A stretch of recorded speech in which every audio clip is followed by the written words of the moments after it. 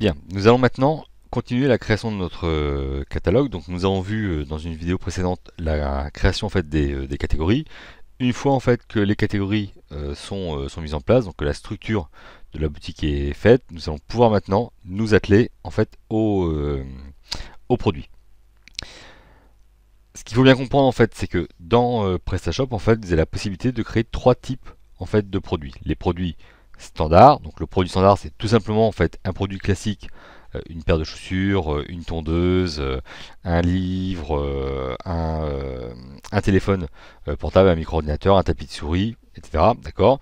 C'est un produit physique, d'accord, que l'on va pouvoir vendre avec stock ou sans stock. Dans la partie des produits standards, il y a deux types de produits standards. Il y a ce qu'on appelle les produits standards simples et les produits standards à déclinaison. Deuxième type de produit que l'on peut vendre dans PrestaShop, c'est ce qu'on appelle les packs. Le pack, en fait, c'est ce qu'on appelle le pack de produits.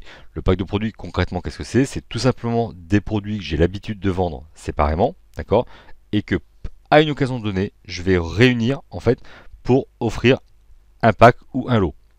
Pour vous donner un exemple, je suis bijoutier, je vends des bagues, des colliers, des boucles d'oreilles. Et bien, à l'occasion de la Saint-Valentin, je vais réunir et je vais créer un pack Saint-Valentin qui regroupera par exemple collier et boucles d'oreilles. Ce sont deux produits que j'ai l'habitude de vendre séparément. Mais par contre, pour cette occasion-là, je décide en fait de créer un lot en fait et de les vendre ensemble. Le troisième type de produit, en fait, ce sont les produits dématérialisés. Un produit dématérialisé, qu'est-ce que c'est? En fait, c'est un produit en fait qui n'a pas de stock que je vais pouvoir vendre en fait directement en ligne. Donc ça peut être des services, par exemple voyage, formation, aide à la personne, cours, etc. D'accord, assistance, ou des produits dématérialisés avec téléchargement. Ça peut être un e-book, ça peut être un fichier audio, ça peut être un fichier vidéo, ça peut être un PDF, ça peut être un livre blanc, etc. Donc là, même principe, au niveau des produits dématérialisés, on a deux types en fait de produits, à savoir les produits dématérialisés sans téléchargement et les produits dématérialisés avec téléchargement. Ce que nous allons commencer par voir, c'est d'abord le produit simple, le produit standard, d'accord? Parce que vous verrez qu'entre le produit standard et les autres produits, il y a très peu de différence en fait, donc il vaut mieux effectivement passer plus de temps sur le produit standard, ce qui vous permettra ensuite de mieux comprendre la mise en place des autres produits. Pour créer en fait un produit standard, c'est relativement très simple. On va aller dans catalogue, donc dans l'onglet catalogue, et dans l'onglet catalogue, j'ai un onglet qui s'appelle produit. Donc on va ouvrir produit, et donc là, en fait, je vais accéder à la page des produits. Dans cette page-là, en fait, qu'est-ce que je vais retrouver comme information? Je vais retrouver toute la liste en fait des produits qui sont actuellement créés. Alors, il faut savoir une chose, c'est que quand vous ouvrez et quand vous installez une boutique PrestaShop de base, en fait, vous avez un certain nombre de produits démo en fait qui ont été créés, tout simplement pour vous montrer en fait comment se présente en fait un catalogue et pour vous que vous puissiez voir en fait comment on construit en fait une fiche produit et quelles sont les informations que vous allez retrouver en fait dans cette fiche là. Donc il est évident que ces produits-là, il faudra les supprimer ou les désactiver lorsque vous allez commencer à ouvrir votre boutique. Qu'est-ce que j'ai en fait comme information sur cette page-là? La première information que je vais avoir, c'est en fait l'ID, en fait l'ID du produit. L'ID du produit, on l'a déjà évoqué dans la vidéo précédente. C'est tout simplement en fait un numéro unique qui va permettre d'identifier en fait tel ou tel élément. Dans le cas présent, si j'avais par exemple deux mugs personnalisables, dont le titre du produit est mug personnalisable, la seule option et la seule solution que j'aurai pour retrouver et identifier le bon produit, c'est l'ID en fait qui me permettrait d'identifier le bon produit. Donc c'est pour ça qu'à chaque produit créé, vous aurez forcément un seul et unique identifiant qui est l'ID. J'ai donc en fait en termes d'information l'ID, je vais retrouver la photo en fait de mon produit, le titre de mon produit, la référence du produit. Alors la référence bien sûr ça peut être votre référence ou une référence extérieure, par celle d'un fournisseur. La catégorie par défaut en fait de votre produit, son montant hors taxe, son stock et le fait que le produit soit activé ou désactivé. Ça c'est la première chose que l'on voit tout de suite lorsque l'on arrive sur la page produit. Vous allez aussi avoir la possibilité en fait d'avoir des outils de recherche. D'accord? Vous voyez que par exemple si vous vouliez avoir tous les produits entre l'ID 10 et l'ID 13, et bien vous allez rentrer l'ID minimum, l'ID maximum, et automatiquement vous n'aurez que les ID et les produits en fait que vous recherchez. Vous allez avoir la possibilité de faire des recherches par nom, par référence, par catégorie de produit, par montant minimum, maximum, et pareil par quantité minimale ou maximale. D'accord. Dernier élément, vous aurez la possibilité ici, effectivement, de choisir si vous voulez avoir les produits actifs ou les produits inactifs. Ça peut vous permettre, par exemple, excusez-moi, ça peut vous permettre, par exemple, tout simplement, en fait, de n'avoir que les produits qui ont été désactivés pour continuer, effectivement, à travailler dessus. Autre possibilité que l'on a sur cette page-là, c'est effectivement la possibilité de filtrer par catégorie. Donc le filtre par catégorie nous sert à quoi? Nous servir tout simplement, lorsque je vais cliquer sur déployer, à visualiser toutes les catégories actuellement créées et à n'avoir que les produits de la catégorie sur laquelle je suis en train de travailler. Par exemple, si je clique sur la catégorie vêtements, vous allez voir qu'automatiquement la page a été rechargé avec uniquement les produits qui concernent en fait la catégorie vêtements. Ce qui me permet, lorsque j'ai un très gros catalogue, de n'avoir que les catégories et les produits sur lesquels je souhaite travailler. Si je veux revenir à la situation initiale, je clique sur désélectionner et voilà, et il me remet à jour la page immédiatement. Le dernier élément sur lequel je peux travailler, c'est ce qu'on appelle les actions groupées. Vous voyez que ici, effectivement, j'ai la possibilité de cocher en fait des cases, voire de tout sélectionner. Et je peux ici avoir ce qu'on appelle des actions groupées, comme par exemple dupliquer la sélection ou supprimer la sélection. D'accord. Donc si effectivement vous voulez à un moment donné désactiver en fait tous vos produits, vous voyez que là je suis en train de désactiver tous les produits. Voilà, vous voyez que maintenant effectivement tous mes produits ont bien par exemple été désactivés. Si je resélectionne mes produits et que je reclique sur activer les produits,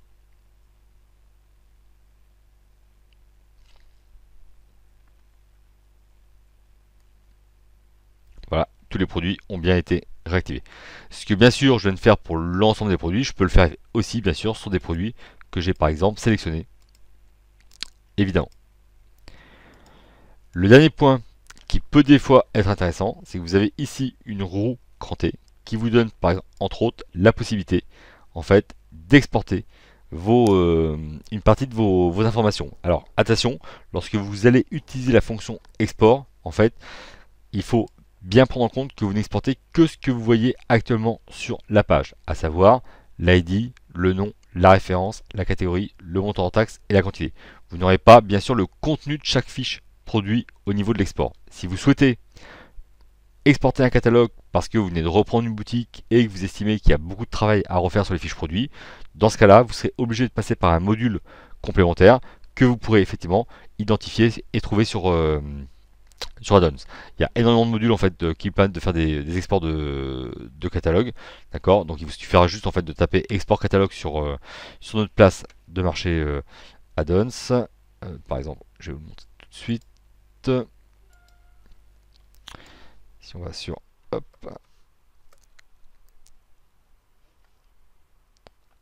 Addons, je vais faire export produit. Ouais, et vous allez avoir en fait tout un ensemble en fait de modules d'exportation qui va vous permettre effectivement de faire les exports que vous souhaitez. Alors ça peut être des exports de catalogue, comme c'est le cas par exemple ici, d'accord, mais vous avez aussi la possibilité de faire des exports en fait de commandes, des exports de clients, etc. Vous allez aussi avoir la possibilité de faire des exports vers des places de marché, d'accord, comme par exemple Google Merchant Shopping, comme Marketplace, Cdiscount, etc. D'accord. Donc il y a énormément de modules en fait qui peuvent répondre à vos besoins. N'hésitez pas à consulter en fait le site Addons, voire directement à consulter l'équipe commerciale qui sera à même de vous répondre et de vous orienter vers le bon produit qui correspondra le plus à vos besoins. Si je reviens en fait sur la fiche, en fait la liste des produits, on va maintenant pouvoir en fait créer notre nouveau produit. Donc comment est-ce qu'on va s'y prendre pour créer en fait notre produit? Le conseil que je peux vous donner en fait, c'est qu'avant de foncer tête baissée dans la création de votre fiche produit, c'est de vous poser en fait à la limite de prendre une feuille blanche et d'identifier tous les éléments qui vont composer en fait tout simplement votre fiche produit. Je vais vous donner un exemple. Si par exemple, imaginons que vous êtes en train de créer un catalogue et que vous avez par exemple 100 t-shirts dans votre catalogue. Il est évident en fait que lorsque vous allez créer vos 100 t-shirts, vous allez forcément avoir des éléments qui vont être redondants d'une fiche à l'autre. Je prends un exemple très simple. Vous allez peut-être avoir sur vos 100 t-shirts 60% de vos t-shirts qui vont être 100% coton. Vous allez peut-être avoir 40% de vos t-shirts qui vont être par exemple fabrication en France.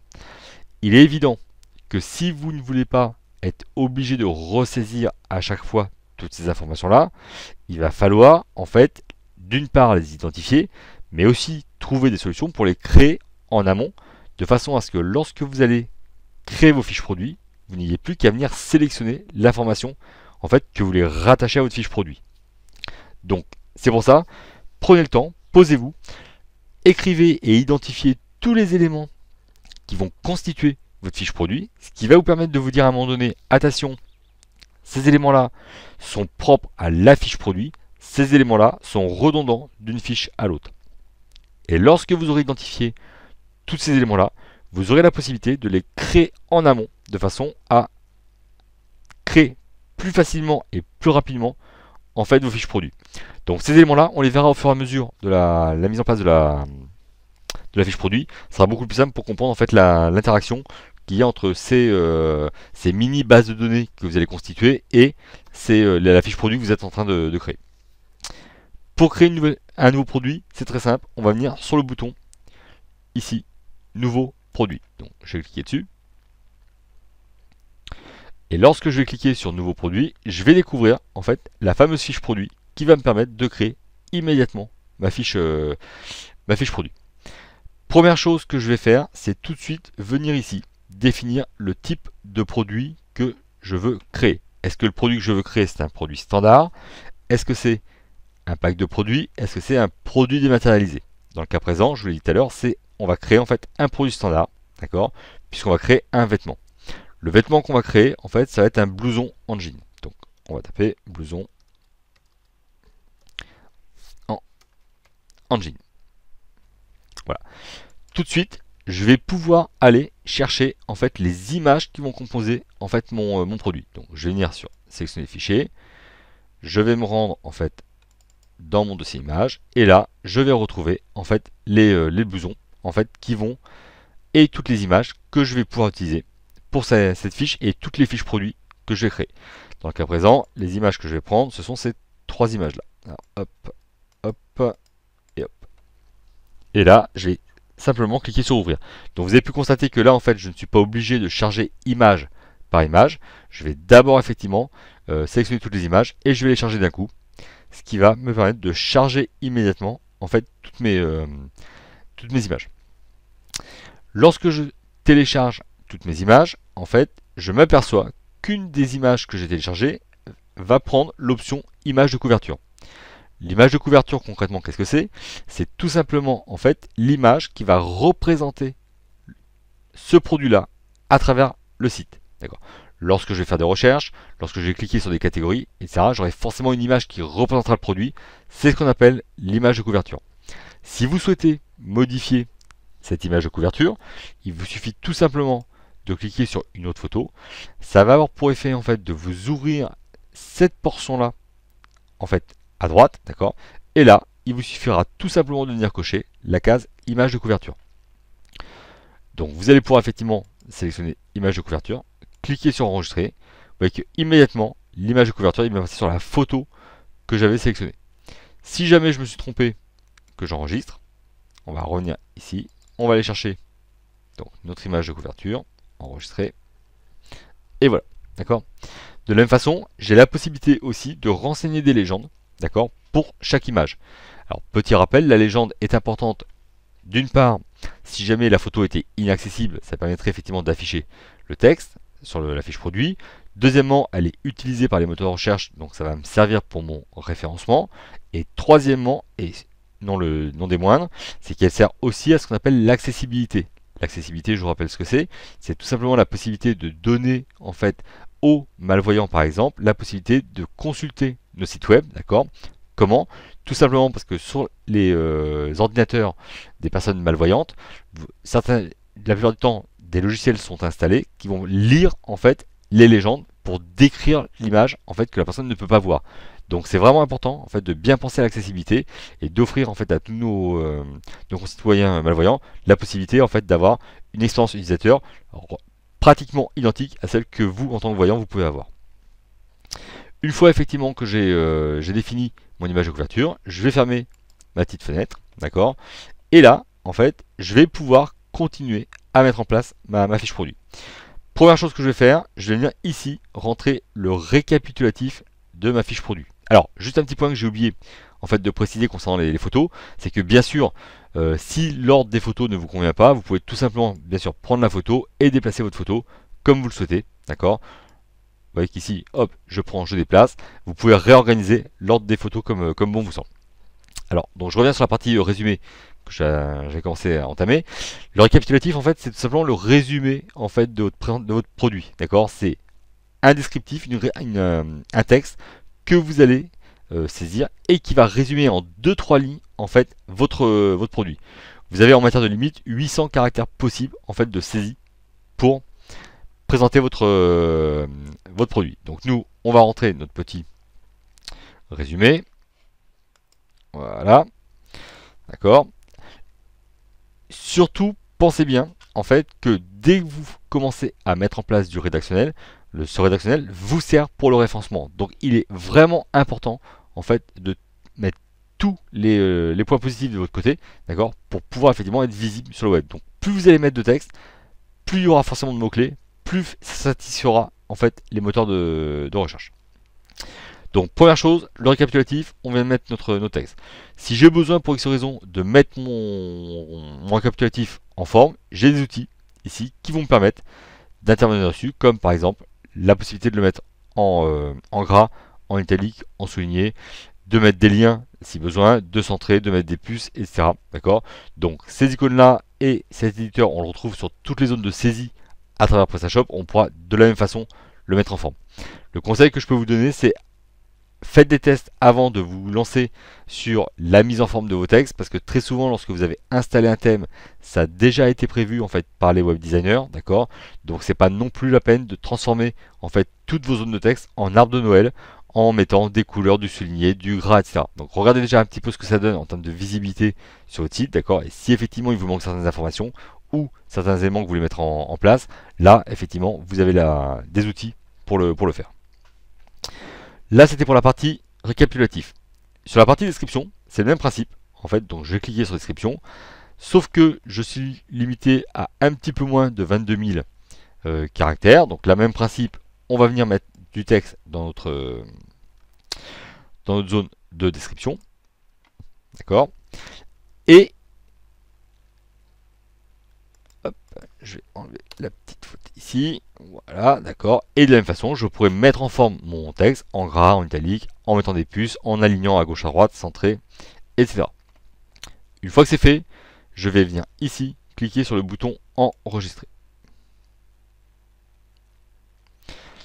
Et donc en fait, qu'est-ce qui se passe? Eh bien, en fait, là, mon produit a été enregistré, d'accord? Et on va pouvoir tout de suite visualiser en fait le produit pour voir exactement en fait ce que cela donne sur le site.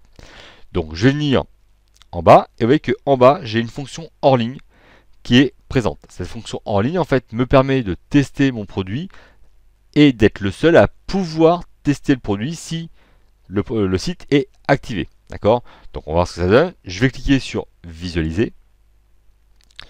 Il va donc ouvrir hop,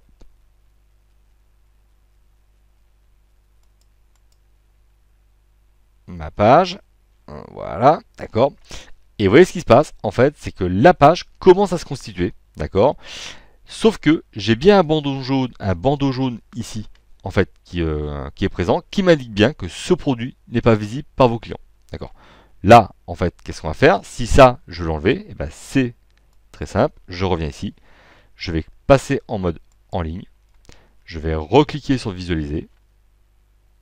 Hop, je vais ouvrir le produit.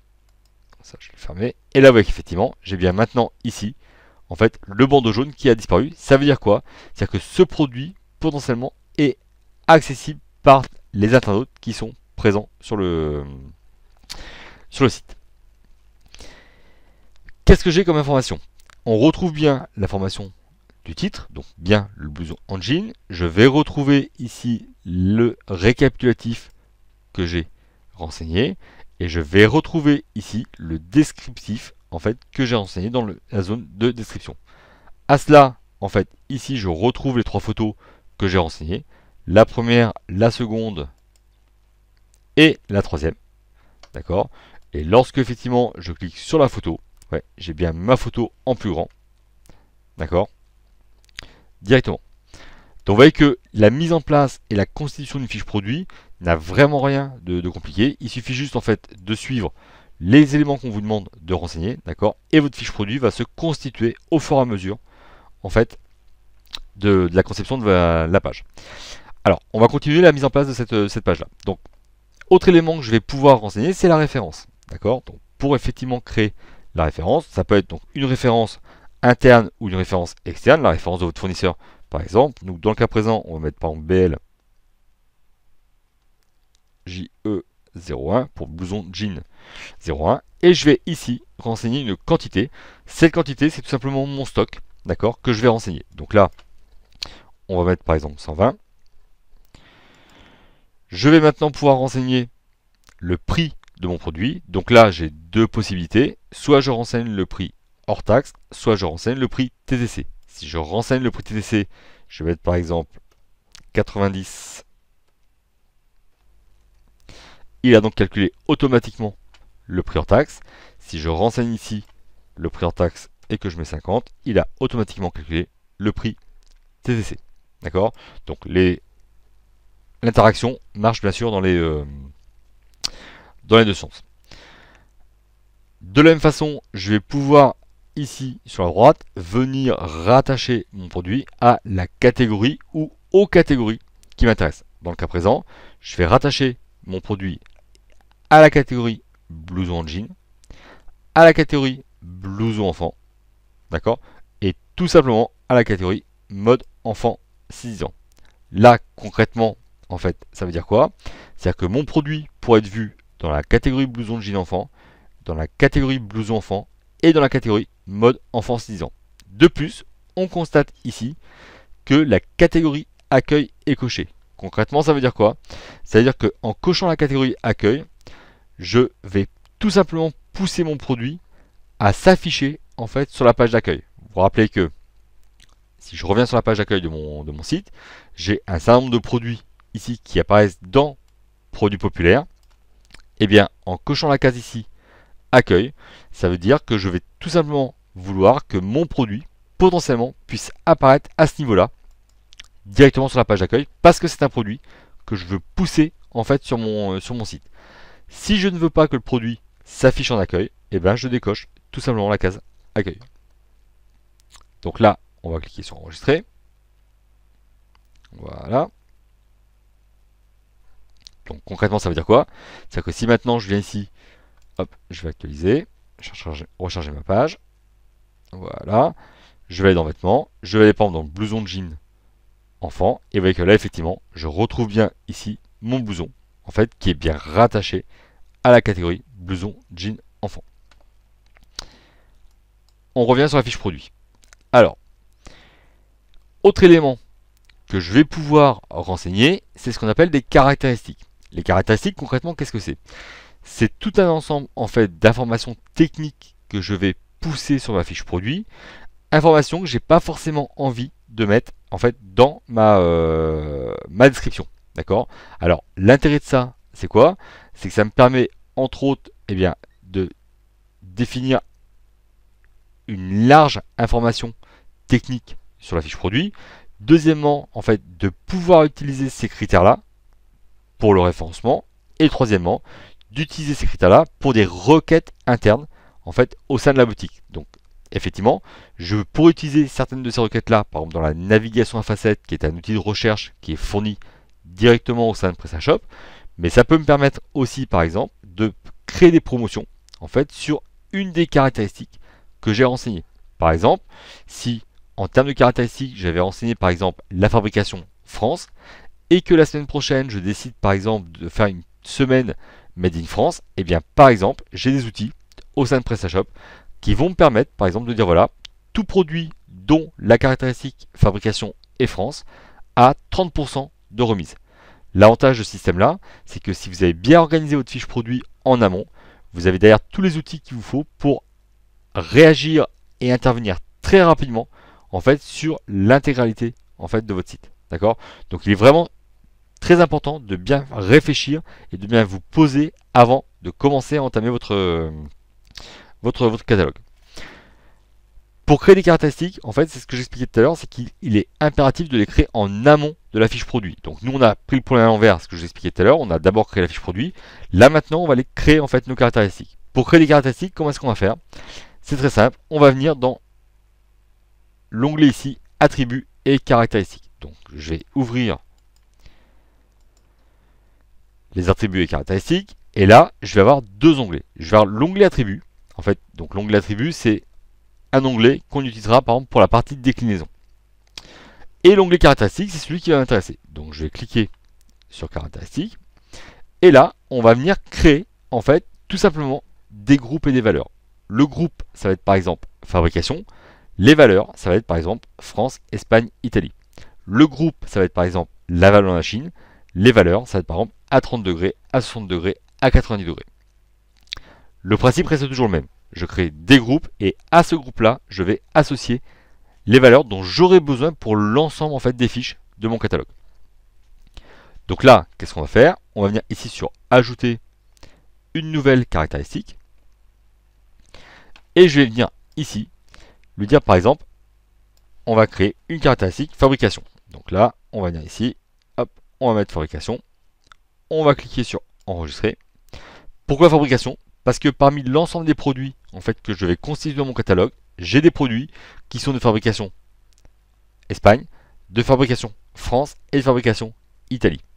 Donc là, une fois que j'ai créé le groupe fabrication, je vais maintenant venir ici ajouter une valeur. Et donc, je vais renseigner toutes les valeurs en fait dont j'ai besoin. Donc, on va taper Espagne. Voilà, Espagne. Et ici, je vais enregistrer puis ajouter une nouvelle valeur. Je vais ensuite aller chercher et rédiger France. Enregistrer puis ajouter une nouvelle valeur. Et enfin, Italie. Et comme Italie est le dernier critère et la dernière valeur que je renseigne pour le groupe fabrication, et bien là, je clique sur enregistrer. Et donc, on constate bien que maintenant, sur le groupe fabrication que j'ai ici, d'accord, j'ai bien trois valeurs qui ont été renseignées, d'accord. Et si j'ouvre le groupe fabrication, je retrouve bien mes trois valeurs, Espagne, France, Italie. En face, j'ai un bouton modifier qui me permettrait d'intervenir dessus si tout simplement j'avais fait une faute de frappe dans le nom, voire ici, pour supprimer la valeur dont je n'ai plus besoin. Une fois effectivement que j'ai créé ce premier groupe, on va recréer un second groupe, d'accord. Ce second groupe, en fait, ça va être lavable en machine. Donc là, on va créer le nouveau groupe, donc la nouvelle caractéristique.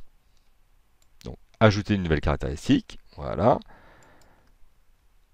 Lavable en machine. On clique sur enregistrer.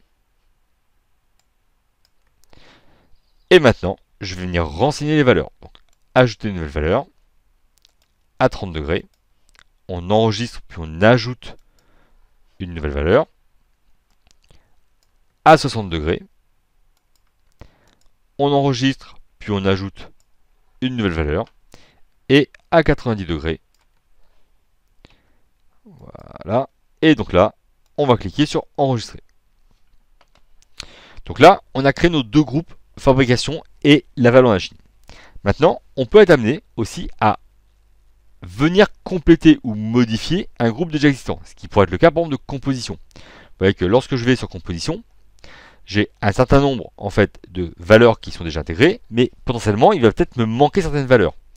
Par exemple, j'aimerais rajouter dans ce groupe-là des valeurs comme 100% coton, 50% coton, 50% laine, 50% coton, 50% polyester. Qu'est-ce que je vais faire? Eh bien, je vais tout simplement venir ici sur ajouter une nouvelle valeur. Et là, on va rajouter tout simplement les valeurs manquantes. Donc là, on va lui dire 100% coton. On vérifie bien qu'on est ici dans la bonne caractéristique. D'accord. Si ce n'est pas le cas, eh bien, hop, on va sélectionner la caractéristique correspondante. Et ici, on va cliquer sur enregistrer puis ajouter une nouvelle valeur. D'accord. Et on va venir ainsi mettre les autres manquantes. Donc là, 50% coton, 50% laine. On va enregistrer. Et ensuite, la dernière, 50% coton et 50% polyester. Et on clique sur enregistrer. Une fois que toutes ces caractéristiques et ces valeurs sont faites, effectivement, on peut commencer à créer la fiche produit. Donc nous, dans le cas présent, on va revenir sur la fiche sur laquelle on avait commencé, bien sûr, à travailler. Donc là, on va revenir ici. C'est bien notre fiche de tout à l'heure. On va l'actualiser pour qu'elle reprenne en compte les modifications qui ont été apportées. Et là, qu'est-ce que je vais faire? Eh bien, je vais tout simplement venir ici et je vais lui dire d'ajouter, en fait, une caractéristique. En fait, c'est très simple. Je vais simplement aller sélectionner la valeur qui m'intéresse. Et bien, par exemple, composition. Dans le cas présent, en fait, on sera sur du 100% coton. Je vais ensuite venir ajouter une nouvelle caractéristique. Ça va être par exemple fabrication. Ici, on va aller sélectionner France. Et enfin, une dernière caractéristique, à savoir lavable en machine. Et ici, on va sélectionner à 60 degrés. Et en fait, je pourrais créer autant de caractéristiques que je veux. Et bien sûr, plus je crée de caractéristiques, forcément, mieux c'est. Parce que ça m'aidera non seulement pour le référencement, mais aussi, en fait, d'une part parce que ça donne des informations techniques à mes clients, d'accord, et entre autres, parce que ça m'aidera pour tous les critères de requête, en fait, que je pourrais renseigner dans la fiche produit. Pensez aussi à une chose, c'est que lorsque un client, par exemple, vous pose des questions sur votre produit, est-ce que votre produit est inflammable, est-ce que votre produit est, etc., d'accord, eh bien, potentiellement, ça peut rentrer en termes de caractéristiques, et ce sont des caractéristiques que vous pouvez renseigner sur fiche produit. Pensez bien qu'un client qui vous pose une question, ça veut dire aussi qu'il n'est pas le seul à se poser la même question, d'accord. Donc, plus vous donnez d'informations sur vos produits, plus effectivement vous facilitez l'acte d'achat du produit au sein de votre boutique. On va aller voir ce que ça donne. Donc là, on va cliquer sur le bouton enregistrer en bas de votre fenêtre. Donc là, il nous met réglage mis à jour. A priori, c'est bon. On va aller chercher notre produit, blouson en jean. Voilà, on va l'actualiser. Donc, recharger. Voilà. En fait, maintenant, on va voir les modifications qui vont être apportées. On retrouve bien le prix qu'on avait renseigné tout à l'heure. On retrouve bien dans le détail du produit. Et regardez maintenant ce que j'ai. Eh bien, effectivement, j'ai la référence, j'ai bien mon stock. Et surtout, j'ai ma fiche technique, en fait, ici. D'accord, avec la composition 100% coton, avec la fabrication en France et la machine à 60 degrés. D'accord. Et je peux donc renseigner autant d'éléments de caractéristiques en fait que je souhaite mettre en place. On revient dans la fiche produit. Autre élément que je peux associer à ma fiche produit, c'est une marque. Alors l'intérêt en fait d'associer un produit à une marque, c'est quoi? C'est que pensez bien que certains internautes, d'accord, peuvent très bien chercher des produits par la marque, d'accord. Par exemple, on va chercher blouson jean Levi's, par exemple, d'accord. Et l'intérêt en fait d'associer des produits à vos marques, c'est que vous allez pouvoir ouvrir et proposer une porte supplémentaire d'entrée sur vos produits par le biais de la marque. Alors pour ça, comment est-ce qu'on va faire? Eh bien, même principe que pour l'histoire des caractéristiques tout à l'heure. Généralement, les marques se font en amont de votre catalogue. Donc on va revenir sur toujours notre menu. Et ici, on va venir sur marque et fournisseur. Donc voilà. Et là, ici, vous allez pouvoir découvrir la liste de toutes les marques existantes actuellement en place. Donc pour créer en fait notre marque, c'est très simple. On va venir ici tout simplement sur ajouter une marque. Donc là, on va venir ajouter une marque. On va donc renseigner le nom en fait de notre marque. Dans le cas présent, on va créer la marque qui s'appelle Tout pour les mômes. Donc on va renseigner le titre de notre marque. On va rentrer le résumé de notre marque. Donc là, même principe que tout à l'heure, en fait, pour le produit. Donc un résumé, une description. Donc le résumé, bah, effectivement, c'est ce qui va permettre, comme son indique, de résumer l'univers de la marque, d'accord. La description, c'est un texte un peu plus long qui permet effectivement de présenter plus en détail en fait la marque et les concepteurs de la marque. On va pouvoir venir ici charger un logo, donc on va aller chercher notre logo, tout pour les mômes. Hop, voilà. Et comme on a vu tout à l'heure pour les catégories, on va pouvoir aussi renseigner une balise de titre et une méta description. Donc là, même principe, balise de titre, on va la renseigner, voilà, et la méta description, même principe, on va aussi la renseigner. Pourquoi est-ce que c'est important? Tout simplement parce qu'en fait, cette fiche marque peut très bien sortir en fait sur Internet et sur Google, d'accord, et sur les autres moteurs de recherche, et elle peut être un point d'entrée en fait sur votre site. Donc il est vraiment important, si demain vous êtes amené à vendre des produits de marque, à passer du temps en fait sur la présentation de vos marques, parce que c'est autant de portes d'entrée que vous pourrez effectivement mettre en place sur votre site et qui permettront effectivement de faire de l'acquisition client et d'amener ces clients-là directement sur sur votre site. Une fois que c'est fait, on va activer en fait notre marque, on va l'enregistrer. J'ai donc bien maintenant la nouvelle en fait marque qui vient d'apparaître. Si besoin, je peux rentrer une adresse, mais c'est absolument pas en soi une nécessité. Et une fois maintenant que la marque est renseignée, on va revenir sur la fiche produit. On va donc d'une part enregistrer les dernières modifications. On va actualiser cette page-là. Voilà. D'accord. Et maintenant, je vais tout simplement venir ici sur ajouter une marque. J'ai donc une liste déroulante qui va apparaître. Je vais cliquer sur la liste déroulante. Je retrouve ici, parmi les autres marques, la marque que je viens de créer, tout pour les mômes. D'accord. Et je vais donc enregistrer en fait cette information-là. Concrètement, qu'est-ce qui s'est passé sur la fiche produit? Eh bien, je vais retourner sur la fiche produit. Je vais actualiser ma page. Je vais revenir dans détail du produit. Et là, qu'est-ce que je constate? Eh bien, je constate que j'ai ici maintenant le logo, en fait, tout pour les mômes qui s'affiche. Et lorsque je clique dessus, ça m'emmène en fait sur la page de marque tout pour les mômes, d'accord? Et ici, d'accord, je vais retrouver l'intégralité de tous les produits qui composent en fait cette marque-là. Donc l'avantage de ça, c'est que quelqu'un qui arriverait par la marque pourrait effectivement avoir accès à tous les produits en fait de cette marque-là. On verra ça plus tard dans une autre vidéo, mais au moment de la mise en place du design du site, il est effectivement tout à fait possible d'afficher en fait et de faire apparaître toutes les marques en fait dans le menu, d'accord, et de donner directement des liens vers les marques en fait pour que les gens puissent avoir accès directement à tous les produits de chaque marque comme vous voulez. Il peut des fois aussi arriver que sur certains thèmes, en fait, certains thèmes proposent en fait ce qu'on appelle des carousels de marques qui vont vous permettre de mettre en avant les logos en fait des marques que vous mettez à disposition sur votre site, d'accord. C'est une autre forme de présentation qui peut mettre en avant vos marques. Donc c'est aussi un élément important qu'il faut prendre en compte en fait lorsque vous allez choisir en fait votre thème.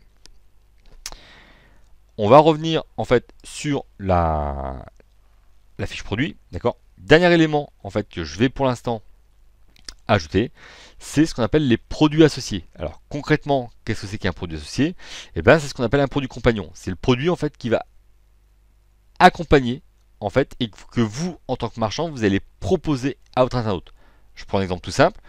Vous vendez des robes, eh bien, vous allez prendre et proposer en produit compagnon, par exemple, un foulard, par exemple, une ceinture, par exemple, un sac, etc.